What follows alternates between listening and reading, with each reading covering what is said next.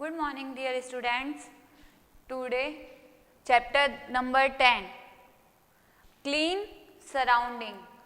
Chapter 10 है Clean Surrounding का मतलब होता है कि जो क्लीन यानी साफ, जो सराउंडिंग का मीन्स होता है आसपास का वातावरण को अपन साफ कैसे रख सकते हैं, एकदम क्लीन कैसे रख सकते हैं। जैसे नॉर्मल अपन देखते हैं कि अपन के घर के आसपास क्या होता है कि कूड़े का ढेर होता है, कचरा होता है, कि कोई घर में कोई अगर कुछ सामान लाया है जैसे सब्जी वगैरह तो पॉलीथीन वगैरह हुई तो अपन लेके क्या करते हैं, लेके पास में फेंक देते हैं। या फिर अपन कहीं रास्ते में जा रहे होते, रास्ते में कहीं पे भी अपन जा रहे होते तो देखते हैं बहुत सारा कचरा पड़ा है, मक्खियाँ है, मच्छर दिख रहे हैं और बहुत गंदगी होती है।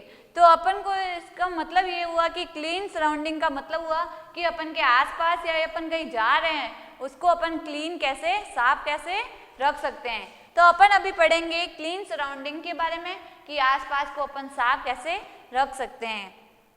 All of us need air to breathe.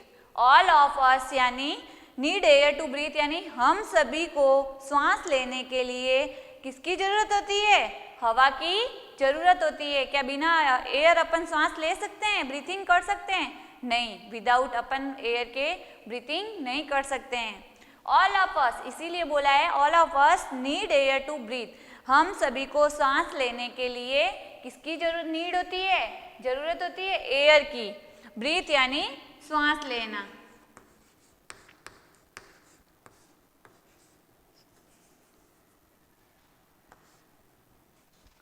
No one can live without breathing. श्वास लिए बिना कोई भी नहीं रह सकता है। No one can live without breathing. सांस लिए बिना कोई भी नहीं रह सकता है। जैसे प्लांट्स है, अब प्लांट्स को अपन ब्रीथिंग करेंगे तो कौन सी गैस लेते हैं? 2 गैसेज यूज होती है। मैम ने आपको पहले बताया था 2 गैसेज।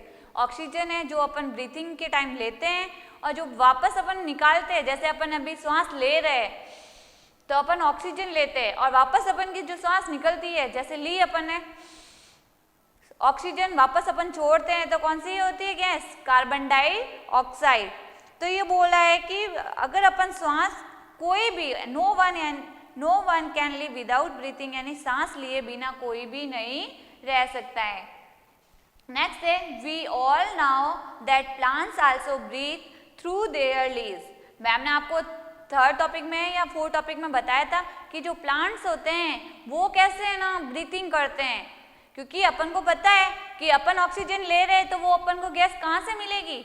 ऑक्सीजन अपन को प्लांट से अपन ऑक्सीजन लेते हैं, जो अपन कार्बन डाइऑक्साइड छोड़ते हैं गैस वापस, वो कौन लेता है? प्लांट्स लेता है। मतलब प्लांट से अपन ने ऑक्सीजन ली और प्लांट्स ने अपन ने कार्बन डाइऑक्साइड प्लांट्स को दी।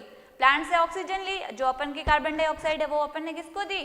प्लांट्स को दी। तो वो भी ब्रीथिंग कर लेते हैं और अपन भी ब्रीथिंग करते हैं। अब अपन को तो पता है अपन ब्रीथिंग कर रहे हैं, नोज से कर रहे हैं, लेकिन जो प्लांट्स होते हैं वो कैसे ब्रीथिंग करते हैं? वो लीव्स से करते हैं। मैम ने आपको 3rd चैप्टर में बताया था कि जो लीव्स होती है, लीव्स में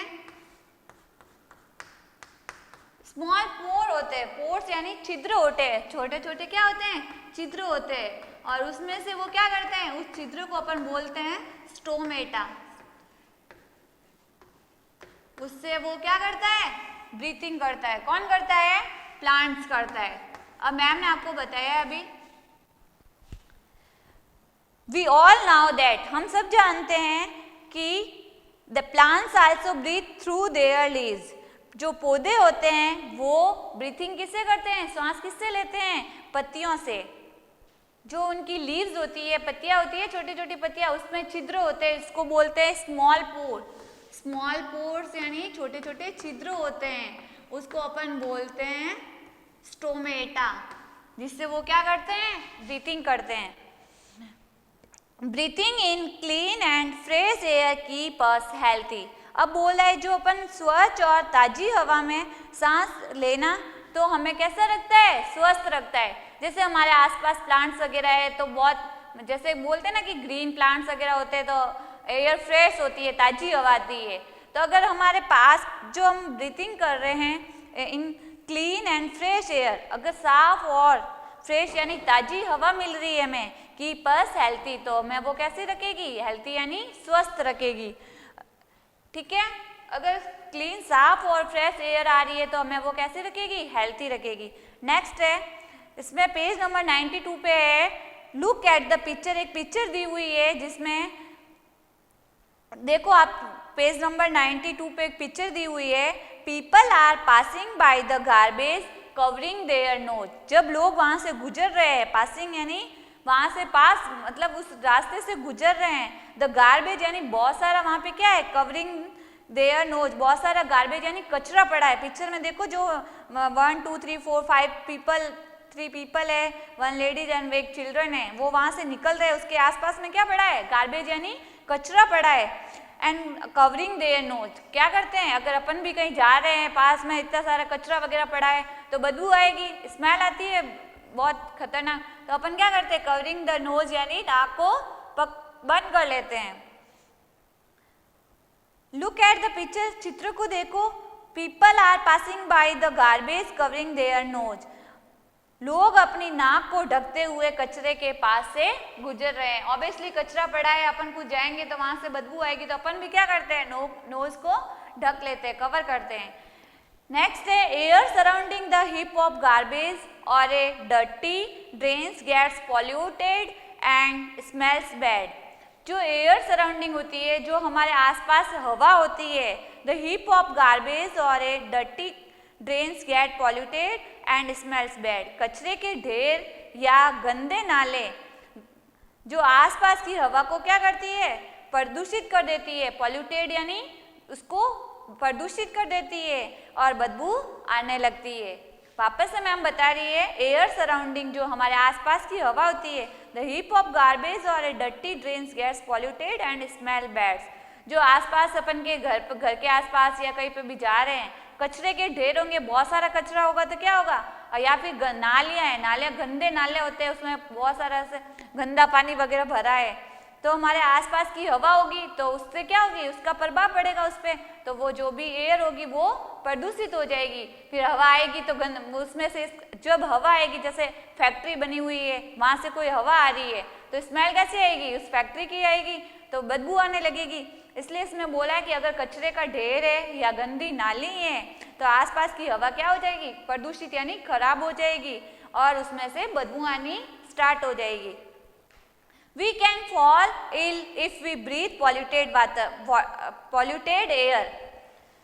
We can fall ill कि अगर हम प्रदूषित हवा में सांस लेते हैं, अगर कहीं गंदगी है, अगर नोज को कवर नहीं करा और सांस ले रहे हैं तो क्या हो जाएगा, तो हम बीमार पड़ सकते हैं, बीमारियां फैल सकती है। जैसे बोलते हैं ना कि यहाँ पे तो बहुत गंदगी है, डेंगू के मच्छर आ गए, वो बीमारी हो गई, वो बीमारी हो गई, मच्छर खाने से वो गई। तो अगर गंदगी पड़ी है तो हम बीमार भी हो सकते हैं। Open drains and the heap of garbage are the breeding grounds for mosquitoes and house fly. Open drains जैसे खुले नाले पड़े हैं, ओपन ड्रेन्स यानी खुले नाले पड़े हैं, हीप ऑफ गार्बेज यानी कचरे के ढेर पड़े हैं, are the breeding grounds for, अगर खुले नाले और कचरे के ढेर पड़े हैं, कूड़े के ढेर, और breeding grounds for mosquitoes and house fly, तो वो क्या कर सकते हैं, वो अब जैसे मॉस्किटोज एंड हाउस फ्लाई यानी मक्खियाँ है, अब गंदगी पड़ी है तो मच्छर और जो मक्खियाँ होती है वो ऑब्वियसली उसके ऊपर जाके बैठेगी, उसके ऊपर जाके बैठेगी तो फिर वापस अपन के पास आएगी, तो अपन को भी क्या कर सकता है, उसके ऊपर मक्खियाँ बैठती है, जैसे मच्छर बैठते हैं तो वो क्या करते हैं, कचरे के खुले नाले पड़े हैं, कचरे के ढेर पड़े हैं, तो वो उसके लिए वो प्रजनन के आधार हो सकते हैं। जैसे एक मक्खी हुई और फिर बहुत सारी मक्खियाँ है, जैसे बहुत सारे मच्छर है तो बहुत सारे फैलने की बहुत सारे फैलने की हो गया, तो फिर अपन क्या हो सकते हैं, वो उससे ज़्यादा मच्छर भी ज़्यादा हो सकते हैं और मक्खियाँ भी ज़्यादा हो सकती है। तो अभी अब मैम ने आपको ये पढ़ाया है, अपन आज यही यहाँ तक ही पढ़ेंगे। यहाँ पे अपन का क्या हुआ, ये ओनली फॉर ये टॉपिक कंप्लीट हुआ है, नेक्स्ट टॉपिक अपन नेक्स्ट क्लास में पढ़ेंगे। अगर कुछ समझ में नहीं आया हो तो पूछ लेना मैम से। Okay, thank you.